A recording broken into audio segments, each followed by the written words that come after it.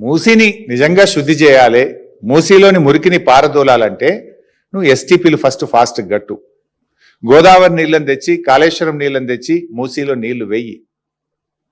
మూసీలో కలుస్తున్న industries ఏవైతున్నాయో, కలుషిత నీరు వదులుతున్నటువంటి పరిశ్రమలను గుర్తించి వాటిని షిఫ్ట్ చేసేయడానికి ముందు ప్రయత్నం చెయ్యి.